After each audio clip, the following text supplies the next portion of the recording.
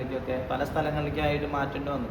കാരണം ഗവൺമെൻറ്റിൻ്റെ പല റൂൾസുകളൊക്കെ വന്നപ്പോൾ അങ്ങനെ അത് കുട്ടികളെയൊക്കെ മാറ്റി അവസാനം ഇപ്പോൾ പ്രായമായവരെ ഓൾഡ് ഏജ് ഹോം എന്നുള്ള രീതിയിലാണ് ഇപ്പോൾ ഈ ക്രൈസ്റ്റ് വില്ല ഭവനം നിലനിൽക്കുന്നത്. നമുക്കിവിടെ ഏതാണ്ട് ഒരു 50ഓളം പേര് ഇവിടെ അപ്പച്ചന്മാരായിട്ട് 50ഓളം പേര് ഇവിടെ താമസിക്കുന്നുണ്ട്.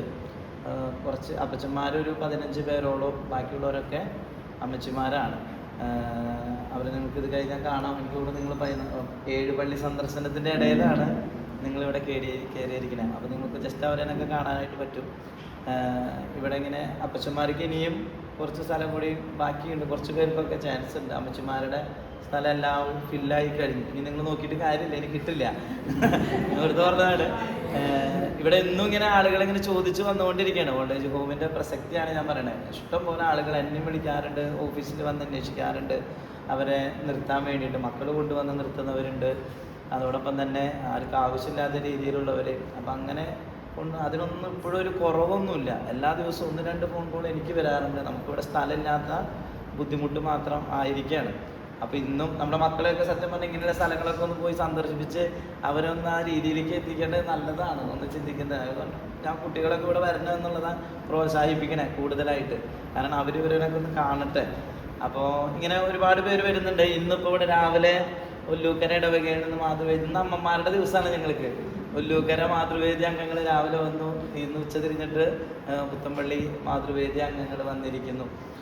അപ്പോൾ നമ്മുടെ ഈ സ്ഥാപനം, രൂപതയുടെ സ്ഥാപനം നന്നായിട്ട് പോകുന്നു. പലരുടെയും വലിയ സഹകരണത്തോടു കൂടിയിട്ട് തന്നെയാണ് പോയിക്കൊണ്ടിരിക്കുന്നത്. ഇപ്പോൾ വിവാഹം, കല്യാണം, ചരമവാർഷികം, മാമോദീസ അങ്ങനെയുള്ള ചടങ്ങുകളൊക്കെ വരുമ്പോൾ അവർ വന്ന് പലതും ഇവിടെ വെച്ച് നടത്താറുണ്ട്.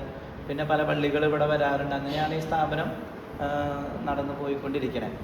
ഇതിൻ്റെ ഒപ്പം തന്നെ നമുക്ക് ഇതിനുമായി ബന്ധപ്പെട്ടുള്ളതൊക്കെ നമ്മുടെ അതിരൂപത സ്ഥാപനമാണ്. അപ്പുറത്ത് നമ്മുടെ ജൂബിലി ആയുർവേദ ഹോസ്പിറ്റലിലാണ് തൊട്ടപ്പുറത്തുള്ളത്. ഇതിൻ്റെ തൊട്ടപ്പുറത്ത് വിയാനി ഭവൻ, അച്ഛന്മാരുടെ വിയാനി ഭവൻ, പ്രായമായ അച്ഛന്മാർ താമസിക്കുന്ന സ്ഥലം. ഇതിൻ്റെ തൊട്ട് പുറകിലായിട്ട് നെസ്റ്റ് ഡി അഡിക്ഷൻ സെൻറ്റർ നിൽക്കുന്നുണ്ട് ഇവിടെ. പിന്നെ അതിനോട് ചേർന്നിട്ട് തന്നെ ആബ ധ്യാന കേന്ദ്രം രൂപതയിലുണ്ട്. അപ്പോൾ 5 സ്ഥാപനങ്ങൾ ഏതാണ്ട് ഈ ഒരു കോമ്പൗണ്ടിൽ നമ്മുടെ ചാക്കോളക്കാർ രൂപതയ്ക്ക് കുറേ മുൻപ് കൊടുത്തിട്ടുള്ള സ്ഥലമാണ്. ആ സ്ഥലത്താണ് ഇപ്പോൾ ഇതൊക്കെ നിൽക്കുന്നത്. അപ്പോൾ ഇവിടെ ഞാനുണ്ട് അച്ഛനായിട്ട്, പിന്നെ 3 സിസ്റ്റേഴ്സ് ഉണ്ട്. പിന്നെ അതോടൊപ്പം തന്നെ മറ്റ് ജോലിക്കാരൊക്കെ കൂടി ഏതാണ്ട് ഒരു 60ഓളം പേരാണ് ഇവിടെ ഈ ഭവനവുമായി ബന്ധപ്പെട്ട് ഇപ്പോൾ നിൽക്കുന്നത്. നിങ്ങൾ പുത്തമ്പള്ളി വിളിച്ചൻ നമുക്ക് വലിയ പരിചയമുള്ളതാണ്.